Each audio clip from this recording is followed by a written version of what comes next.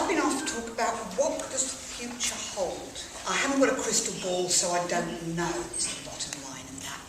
But I do think we need to actually start from the premise and from the understanding that actually the experience of getting a diagnosis of mental health problems really is a life-changing, shattering event.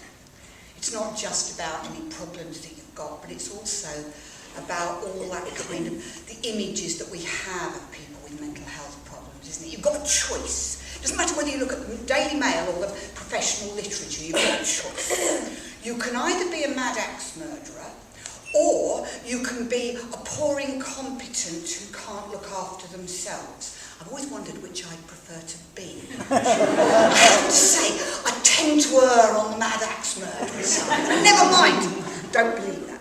But I guess one of the real things is that you become other, one of them rather than us. And I can never work out who the thems and us's are, because I occupy that horrible kind of no man's land between the trenches, you know, a professional who goes mad from time to time. So you're hated by everyone if you do that. But I guess, if we think about it, we have traditionally assumed that these very nice professionals, you know, doctors and nurses and clinical psychologists like me and social workers and OTs and anyone else I forgot to, please forgive me.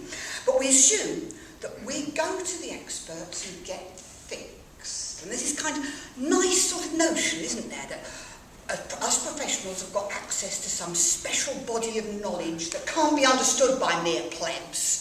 And so it's our job to tell people what to do and to make sure they comply with our prescriptions. But I guess finally what's coming to light is another kind of truth. A truth actually that people with mental health problems have known for many years. I guess we can look back at things like, the alleged lunatic friend organisation of 1845. Everyone always mentions that, but you'll forgive me if I also mention the early feminists. People like Elizabeth Cady Stanton and Georgina Weldon, who were writing very similar things in the 1860s and 1870s. And this is a truth that knows that technical treatment is very far from the whole story when it comes to thinking about recovery, about rebuilding your life with mental health problems. I'll tell you one thing, I was absolutely amazed at how little my being a clinical psychologist equipped me for coping with life on the other side. I was just as at sea as anybody else. And I suppose we're finally coming to recognise that there are two sorts of expertise. There is the expertise of all these professions and degrees, and there's the expertise of lived experience that's at least, and I would probably say more, important. Often you can learn most from someone who's walked a similar path to you. It's difficult to describe the kind of companionship of knowing someone understands without you being what you can't actually put into words. The knowledge that you aren't alone. The sharing of stories. The sharing of experience. The learning, the growing together. And that sense of purpose, meaning that you can get from actually reaching out to someone who's maybe in a similar place that you have been. And I guess this is really what peer support is all about. Now it's always happened. It used to happen just in those sort of quiet corners of asylums, didn't it? The smoking room, out of the gaze of professionals. It's happened where people have got together in self-help groups. It's happened where people have got together in political action. It's happened in all of the peer-run services that we're now seeing. And let's remember, these are not something new. In the early 90s, with Judy Chamberlain, I visited Ruby Rogers' house. I visited the Berkeley Drop-In with Sally Zinman. These are peer-run services that have been going since the late 1980s. This is not something new. And I guess we're finally realising that truth that Judy Chamberlain captured in her wonderful book in 1977, On Our Own. Who's read that? If you haven't, you ought. Because actually, we've got to understand that a lot of this work came out of the American Civil Rights Movement. It wasn't something that was born of great professionals. And I really do think that On Our Own was one of the first times that we actually recognise that, you know, we can do it, and we can do it ourselves. And I suppose latterly we're seeing the whole of this truth encroaching on the bastions of mainstream services. And I'm not just here talking about statutory services, I'm talking about mainstream voluntary services as well. We're beginning to see some of those mainstream services being run, well, largely by peers. We're beginning to see not just the odd token user in the corner lurking around somewhere to be wheeled out at handy times. We're beginning to see services where the primary relationship is ceasing to be one of expert and patient, but is really becoming that shared journey of discovery, that mutuality, that equality.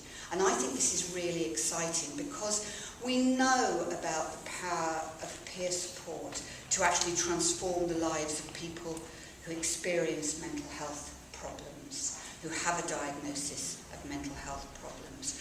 But we are also, I think, beginning to discover the power of peer support to transform our support services.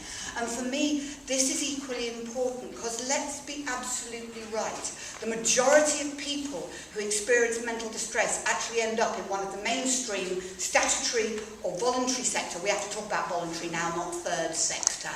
Big society abolished the third sector. It's now the voluntary and charitable sector, I'm told.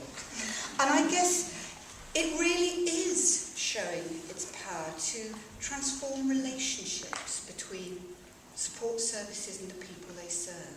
To really make sure that services are tailored around the concerns, the wishes, the interests of those people that they serve. To really make meaning to the whole self-directed support and personalisation agenda.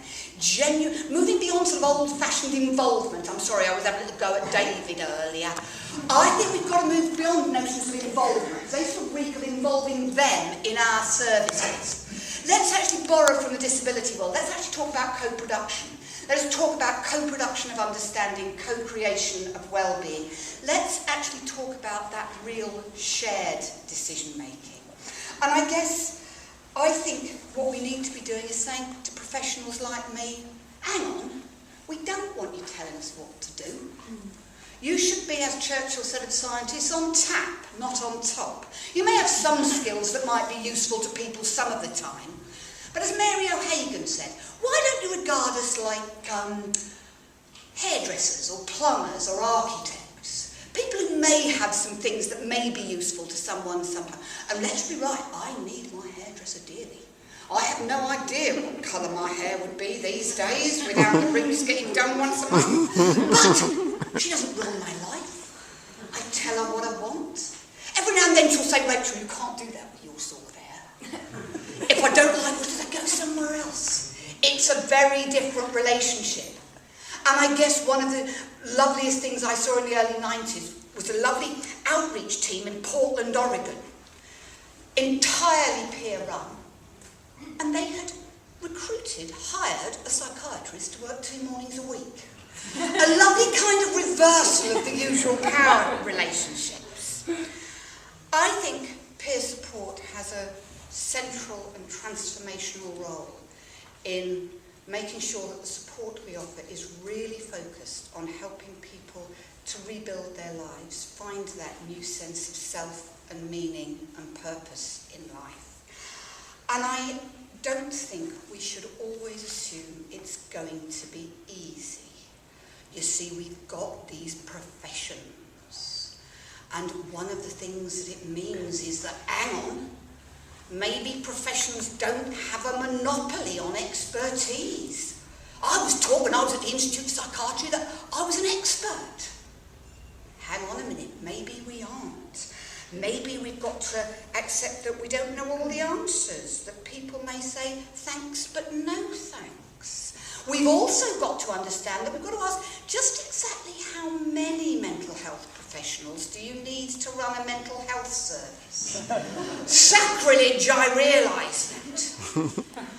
And I know we're facing really tough times at the moment, But I don't think we should ever forget the power of people who have mental health conditions to change what happens. And I don't think we should also forget how many allies there might be lurking around in the mazes of mental health services who actually would prefer this as a way of working, never wanted to be God.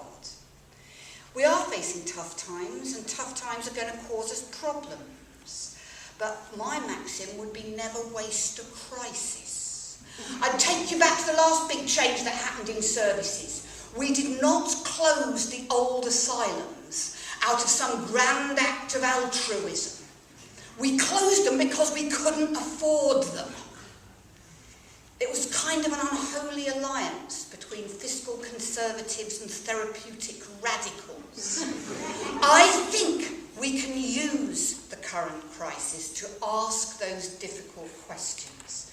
I think the peer-to-peer network is going to be really important in asking those questions. I think it is really important, the documents that you've produced. And I'll just finish by quoting from the foreword that I had the misfortune to be asked to write. And I said at the end of it, these are important reports and they should be essential reading, both for those of us with mental health problems and all who aspire to be our allies and support us in our journey. Thank you for producing them.